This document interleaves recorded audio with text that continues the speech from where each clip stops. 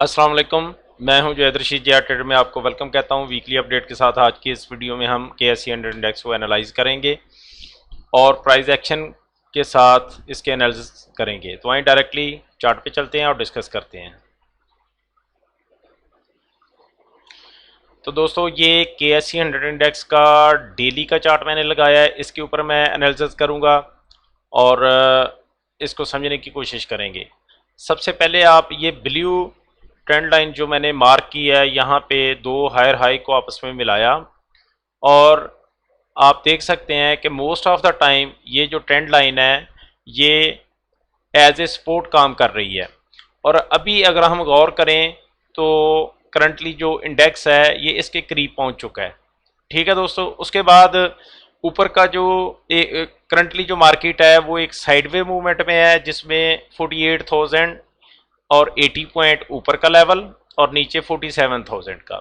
इसमें माइनर कोई 40-50 point 100 point ऊपर नीचे हो सकता है, लेकिन मोस्ट ऑफ द टाइम जो है मार्केट जो है इस गिरावट के बाद ये जो था 28 जून, उसके बाद से मार्केट एक साइडवे मूवमेंट में चल रही है। ठीक है, इसके बाद यहाँ पे हम प्राइस एक्शन के साथ थोड़ा सा डिस्कस मैं आपको डिस्क्राइब करता हूँ कि ये जो साइडवे मूवमेंट है यहाँ पे किस किस्म की चेंजेस आ रही हैं, अभी क्या चेंजेस आई हैं और उसकी बेस पे आगे किस तरह की मूवमेंट हो सकती है वो समझने की कोशिश करेंगे। और वही चीज़ हम अपने शेयर एनालिसिस में और शेयर एंट्रीज में अप्लाई करेंगे। तो इसमें सबसे पहले आप देखें कि जब मार्केट ऊपर 49,000 का लेवल टच करके नीचे आई और नीचे गिरी यहाँ पे, उसके बाद से एक साइडवे मूवमेंट में चली गई। पहला जो ऑटोमेटिक रिएक्शन था वो इस लेवल तक गया 48,000 तक। उसके बाद ये एक हैमर कैंडल बनी इस लेवल के पास 47,000 के पास, एक हैमर कैंडल बनी। हैमर कैंडल बनने के बाद एक हमें तेजी का मूव ऊपर को नजर आया। उसके बाद दोबारा से जब मार्केट फिर इसी लेवल के पास आई, यहाँ पे ये एक पिन बार डोजी कैंडल की फॉर्मेशन हुई। यहाँ से भी आप देख सकते हैं कि एक रिवर्सल हुआ और मार्केट राउंड अबाउट ऊपर के 48,000 के पास गई मार्केट और वापस फिर आई। यहाँ पे ये एक इनडिसीजन कैंडल डोजी कैंडल कह लें बनी। ठीक है, यहाँ से भी एक छोटा मूव जरूर बना, लेकिन उसके बाद ये जो मूव था इस पे मैंने वीडियो जब लास्ट मेरी वीडियो आई थी उसमें मैंने ये एक चीज बताई थी कि यहाँ पे ये जो पिन बार थी ना, जिस दिन ये कार्रवाई हुई थी उस दिन मैंने ये कहा था कि यहाँ पे स्मार्ट मनी एक्टिव हुई है। ठीक है, यहाँ भी हमें उस तरह क्लियर नहीं था, लेकिन जब ये नीचे ब्रेक डाउन हुआ, ये एक चांस था कि ब्रेक डाउन करके मार्केट नीचे की जानब आ जाएगी इस ट्रेंड लाइन के पास, या ये नीचे 46,000 का जो लेवल है जहां से ब्रेकआउट दे के मार्केट ने ये वाला ट्रेंड आपकी तरफ मार्केट गई थी। ठीक है, अब यहाँ पे ये जो रिजेक्शंस हैं नीचे, ये हमें फुटप्रिंट हैं बिग प्लेयर्स के कि यहाँ पे जब भी इंडेक्स आता है तो डेफिनेटली शेयर प्राइसेस नीचे गिरती हैं और वो भी नीचे आ जाती हैं। तो यहाँ पे हमें एक स्मार्ट मनी जो है वो एक्टिव होती है और एक बाइंग साइड हमें नजर आती है। ओके, ये आपको रेड कैंडल्स नजर आ रही हैं, ये वाली, लेकिन ये अगर आप इन दोनों के कॉम्बिनेशन को देखें तो ये एक किस्म की इनगल्फिंग कैंडल बनी। और उसके बाद देखें 2 दिन के अंदर जो इंडेक्स है कहाँ तक पहुंच गया। उसके बाद ये 4 दिन के अंदर वापस दोबारा से यहाँ से रजिस्ट लेके वापस जो है उसी लेवल के पास आके 47,000 के पास आके नीचे से ये जो विक एरिया है, ये नीचे से जो रिजेक्शन है, ये बेसिकली क्यों ऊपर की जानब जो है वो इंडेक्स जाता है, उसकी वजह यह है कि यहाँ पे एक बिग बाइंग आती है जिसकी वजह से ये ऐसा हमें एक्शन मिलता है। ठीक है जी, ये हो गया, मतलब ये प्राइस एक्शन है। अब उसके बाद हम अगर स्विंग्स को डिस्क्राइब करें इस साइडवे मूवमेंट के अंदर जो स्विंग्स हैं, तो इससे पीछे ये जो लास्ट दो जो स्विंग बने, एक ये नीचे गिरने का और ये अपसाइड का, ये आप देखें 3 दिन के अंदर जो है मार्केट यहां तक पहुंच गई तेजी के साथ।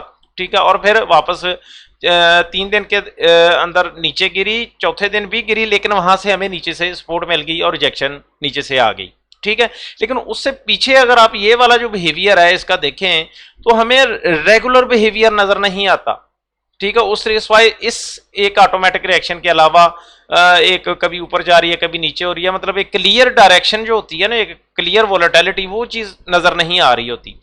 अभी ये जो 2 स्विंग हैं ये एक फुटप्रिंट हैं, ये बता के जा रहे हैं कि यहां से एक क्लियर जिसे कहते हैं वोलेटिलिटी वो डेवलप हो गई है मार्केट के अंदर। ठीक है, और मार्केट करीब करीब यहां से एक बिग मूव देगी, ये मस्ट रहेगा। इसकी मैं जो है आपको दिखा सकता हूँ वीकली चार्ट के ऊपर जो है, थोड़ा दिखाने की कोशिश करूंगा। ये वीकली चार्ट देखिएगा KSE 100 इंडेक्स का, कि ये बिल्कुल एक नैरो रेंज आप देख सकते हैं कि ये डेवलप हुई है। ठीक है, यहाँ से अगर आप मैं मार्क करूँ इसको, तो आप देखें कि ये बिल्कुल चौपी बिहेवियर है, क्लियर नहीं है, और पीछे कहीं भी इस तरह का बिहेवियर आपको नजर नहीं आएगा। जब ऐसी सिचुएशन होती है और यहाँ से ब्रेकआउट्स होते हैं तो मार्केट एक तेजी के साथ एक तरफ को लाजमी मूव करती है, जिसमें अब हम जब डेली को डिस्कस कर रहे हैं तो उसमें हमें एक प्राइस एक्शन के मुताबिक जो चीज़ एक ज़्यादा होती हुई नज़र आ रही है, और ये जो ट्रेंड लाइन है एक स्ट्रॉन्ग ट्रेंड लाइन है, क्योंकि इसके ब्रेक होने के बाद न्यू लोअर लो और लोअर हाई, ठीक है, ये डेवलप होंगे। जैसा कि ये चीज़ है, अगर ये नीचे की जानिब इस तरह ब्रेकआउट होता है तो फिर कुछ इस तरह की फॉर्मेशन मिलेगी, जो कि 46,000 का एक इंपॉर्टेंट लेवल है। उसके बाद एक डाउन ट्रेंड, एक बड़ा डाउन ट्रेंड उसमें डेवलप हो जाएगा। सही है, लेकिन करंट साइडवे मूवमेंट और चौपी बिहेवियर जो है ये चीज बता रही है कि यहाँ पे नीचे जाने के चांसेस कम हैं। ठीक है, अगर कहीं पे ये 1000 पॉइंट की अगर डिप लेके यहाँ से सपोर्ट लेके ऊपर जाती है तो मार्केट ही फिर एक नई स्ट्रक्चर डेवलप करेगी, क्योंकि ये जो ट्रेंड लाइन है ये बड़ी इंपॉर्टेंट है, जो कि अप ट्रेंड कह लें कि अप ट्रेंड बता रही है। इसको समझ के हम अप ट्रेंड को समझेंगे। सही है, यहां से अगर जब अप ट्रेंड जो है वो ब्रेकडाउन होता है तो फिर ये चीज होगी कि यहाँ पे क्या हो सकता है, वो 46,000 के बाद का प्राइस एक्शन समझ के ही हम बता सकते हैं कि आया यहाँ पे नीचे ये दोबारा से कंसोलिडेशन में जाती है, प्राइस इंडेक्स जाता है और फिर दोबारा से अपसाइड का एक मूव बनता है। ठीक है, या फिर एक लंबा डाउन ट्रेंड स्टार्ट होता है। ये तो बात की फर्दर बात है, ये कोई भी पहले नहीं बता सकता, ये क्लियर बात है। ठीक है, हमने ये जो प्राइस एक्शन होता है उसको समझ के आगे अपने डिसीजन लेने होते हैं। जैसा कि मैंने ये दो स्विंग को बताने की, ये मेरी ऑब्जर्वेशन है। ठीक है, ये भी कोई जरूरी नहीं है कि मुझे ये चीज ऑब्जर्व हुई है तो ये लाजमी ऐसे ही होगा, ऐसा नहीं है। हाँ, ये जरूर आपको शायद याद होगा कि मैंने बताया था कि जब ये मार्केट नीचे गिर रही थी, इस पॉइंट पे थी, तो मैंने ये कहा था कि मार्केट में वीकनेस आ चुकी है। और बहुत सारे तो जो रिस्पेक्टेबल व्यूअर्स हैं यूट्यूब पे, उन्होंने इतराज़ किया था कि जी आप अपने नॉलेज में इजाफा करें, और इस तरह की बात कही थी। बहरहाल यहाँ पे किसी को साबित करने वाली वो कोई चीज़ ऐसी नहीं होती कि मैं साबित करने की कोशिश कर रहा हूँ। उसके बाद ये है कि ये ऊपर जाने के हवाले से कुछ इस तरह की ये जो मैंने मार्किंग की है, यहाँ से मोस्ट प्रोबेबली चांस है कि एक असेंडिंग ट्राइंगल इस तरह की फॉर्मेशन हो, और मार्केट कुछ कंसोलिडेशन के बाद, मतलब ये हो सकता है कि सितंबर के एंड तक या अक्टूबर के शुरू में जो है ना यहाँ से मार्केट ब्रेकआउट दे, अगर मार्केट ज़्यादा लंबे अरसे के लिए इस कह लें एरिया में रहती है। वरना क्या क्या एक चांसेस हो सकते हैं, देखें जैसे अब कोई पता नहीं, अगर यहाँ से अगर वॉल्यूम आता है और यहाँ से ब्रेकआउट होके एक अप ट्रेंड में जा सकती है, इस लेवल से ऊपर अप ट्रेंड में जा सकती है मार्केट। ठीक है ना, लेकिन बिफोर टाइम ये बता देना कि नहीं जी ये तो ऐसे ही होगा, इसने वहां जाना है, ये चीज नहीं साइडवे मूवमेंट में नहीं बताई जा सकती। यहाँ पे हमें जब ब्रेकआउट होगा, बिल्कुल उसके बाद हमें क्लियर नजर आ जाएगा, हाँ जी आज ब्रेकआउट हो गया। ब्रेकआउट की वो जो एक कह लें कि पैरामीटर होते हैं उसके मुताबिक अगर ब्रेकआउट होता है और वो कह लें कि फुलफिल होती हैं रिक्वायरमेंट्स, तो बिल्कुल हम उसके साथ ही फिर अपना माइंडसेट चेंज करेंगे, और नीचे की जानब अगर चीज़ जाती है तो उसी तरह हम फिर अपना नीचे की जानब माइंडसेट चेंज करेंगे, पोजीशंस को क्लोज करने की कोशिश करेंगे। साइडवे मूवमेंट के अंदर देखें, आप इस बात का ख्याल रखिए कि टेक्निकली, मतलब ये मेरी बात नहीं है, जो टेक्निकल्स को थोड़ा बहुत भी समझते हैं जानते हैं कि साइडवे मूवमेंट में कोशिश करें कि आप ट्रेड ना लें। शेयर्स के हवाले से मैं बात करूंगा, शेयर्स में आप अपने एनालिसिस को समझें, स्ट्रक्चर को समझें, वहाँ पे कैसी मूवमेंट बन रही है, उसके हिसाब से आप अपने ट्रेड जो है वो लेंगे। मकसद ये है कि साइडवे मूवमेंट के अंदर कोशिश की जाए कि बड़ी पोजीशंस ना लें शेयर्स के अंदर, छोटी पोजीशन के साथ प्ले करने की कोशिश करें। वहाँ भी आप जो भी आपका सेटअप है डेफिनेटली, या आपका जो कंसल्टेंट है उसके साथ डिस्कस करके आप ट्रेड जो है वो ले सकते हैं, लेकिन बड़ी पोजीशंस ना लें क्योंकि यहाँ पे लॉसेस के चांसेस मैक्सिमम रहते हैं। ठीक है दोस्तों, यहाँ पे कुछ ये वाली चीज़ मैंने आपको डिस्क्राइब की है प्राइस एक्शन के पॉइंट ऑफ व्यू से, जिसमें कि मार्केट स्ट्रक्चर मैंने डिस्कस किया है और इसके अलावा प्राइस एक्शन को मैंने डिस्क्राइब किया, इंपॉर्टेंट लेवल्स मैंने आपको डिस्क्राइब किए हैं। ठीक है, एक लास्ट लेवल समझ लें कि 46,000 का है, इसको ज़हन में रखिएगा। एक बड़ा मूव अगर नीचे को आता है और यहाँ पे सस्टेन ये लेवल नहीं रहता तो समझे फिर एक बड़ा फॉल जो है वो स्टार्ट हो जाएगा। यहाँ से आप देख सकते हैं फिर वो ये जैसे मैंने एरो मार्क किया नीचे की जानब मार्केट जाना शुरू हो जाएगी। देखिए मैंने दोनों साइडें आपको बता दी हैं और दोनों साइडें ही सोच के रखना पड़ती हैं। एक साइड को अगर आप सोचेंगे कि नहीं जी मैं बहुत बड़ा एनालिस्ट हूँ और मैं जो कह रहा हूँ वैसे ही मार्केट ने चलना है, तो ऐसे नहीं होता। ठीक है, हमें बिग प्लेयर्स स्मार्ट मनी की एक्टिविटी को समझ के उसके साथ अपने ट्रेड लेने होते हैं, अपने डिसीजंस को चेंज करना होता है। ठीक है दोस्तों, इसके बाद मैं आपको थोड़ा सा एक और व्यू दिखा देता हूं, उसके बाद क्लोज करते हैं ताकि वीडियो लंबी ना बने। ठीक है, ये मैं इसको ना सबको डिलीट कर रहा हूं। ओके हो गया। अभी मैं आपको डायनामिक सपोर्ट और रेजिस्टेंस के साथ इसकी मूवमेंट बताता हूं।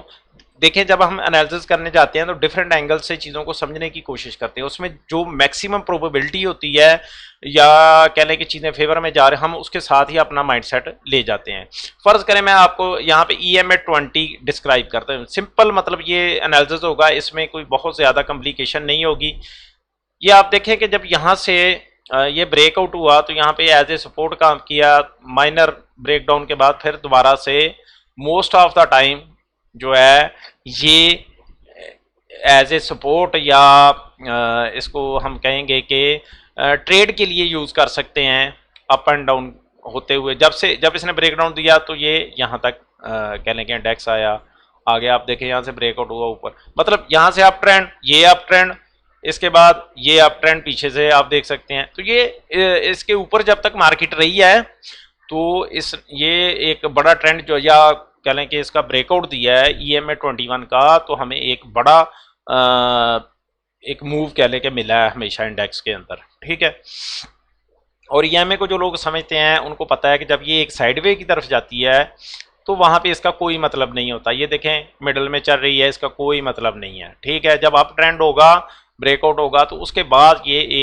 इंडिकेटर जो एक अच्छा काम करता है, वरना फिर ये है कि ये इसका कोई मतलब नहीं, क्योंकि कोई चीज ट्रेंड में है नहीं, साइड वे में है। ठीक है, तो जब तक कोई चीज़ ट्रेंड में नहीं होगी ये काम नहीं करेगी। ठीक है, इसके साथ मैं EMA 147 का यूज़ करता हूँ। ठीक है, ये मेरी अपनी फाइंडिंग है। यहाँ पे आप देखें कि EMA 147 most of the time यहाँ पे रेजिस्टेंस, ये सपोर्ट, ये सपोर्ट ये काम कर रही है। ठीक है, मतलब ये स्लो मूविंग एवरेज है और ये फास्ट मूविंग एवरेज है। ये जो है एक बड़े ट्रेंड या पेरेंट ट्रेंड को कह लें कि रिप्रेजेंट कर रही है। अगर खुदा न खासा कभी भी मार्केट इससे नीचे जाती है तो समझे कि जो मार्केट का जो ट्रेंड डेवलप हुआ है नीचे से, इस लेवल से, इस क्रॉस ओवर के बाद कह लें ये 35,000 से बाद से कह लें कि ये अप ट्रेंड में यूं जा रही है जो मार्केट, ये फिर लेवल जो है वो ब्रेक डाउन हो जाएगा, एक नए ट्रेंड की तरफ मार्केट चली जाएगी। वो नया ट्रेंड डेवलप कर सकती है, डाउन ट्रेंड डेवलप कर सकती है, यहाँ से नीचे आके साइडवे मूवमेंट के साथ फिर ऊपर जा सके। और ये लेवल क्यों इंपॉर्टेंट है 46,000 का, जैसे कि मैंने लास्ट उसके ऊपर बताया था, आप ये देख सकते हैं कि अगर हम स्ट्रक्चरल यहाँ पे ये लेवल जो है ड्रा करें, जहाँ से ब्रेकआउट के बाद मार्केट ने 49,000 को टच किया था, तो ये हमें डायनामिक सपोर्ट जो है EMA 147 भी इक्वली उसी लेवल के ऊपर नज़र आ रही है। तो मार्केट अगर यहाँ से नीचे गिरती भी है इस लेवल से, ठीक है 47,000, तो 1000 पॉइंट का आपने अपने माइंड के अंदर चीज़ को रखना है कि 1000 पॉइंट तक मार्केट नीचे गिर के यहाँ पे सपोर्ट ले सकती है, जो कि मेरी नज़र में एक हेल्दी सपोर्ट होगी। जो ये इतनी देर की मार्केट यहाँ पे रुकी हुई है और उसकी वजह से प्राइसेस काफ़ी ज़्यादा जो है वो गिर भी चुकी हैं और शफलिंग हो रही है, शेक आउट इफेक्ट आ रहा है, वो सारा ख़त्म हो जाएगा और यहाँ पे मार्केट दोबारा से कंसोलिडेट होके एक नए ट्रेंड अप की तरफ जाने के चांसेस रहेंगे। ठीक है दोस्तों, तो ये एक कह लें कि पॉइंट ऑफ व्यू था मेरा इस हवाले से। उम्मीद है कि आपको ये वीडियो पसंद आई होगी। इंशाल्लाह मैं कोशिश करूँगा कि अभी नेक्स्ट जो है क्वालिटी ट्रेड्स जो हैं, अच्छे ट्रेड जो हैं, चाहे वो एक हो दो, उनके ऊपर वीडियो बनाऊं। शॉर्ट वीडियो होगी, कभी लंबी वीडियो नहीं अब बनेगी, सही है। और वीकली में भी हो सकता है थोड़ी लंबी बन जाए, देखना होगा। अगर आपको स्टाफ पसंद आता है ज़रूर देखें। ठीक है। तो शेयर्स के ऊपर भी इंशाल्लाह मैं जो है वो वीडियो बना दूंगा। ठीक है दोस्तों, शुक्रिया, खुदा हाफिज़।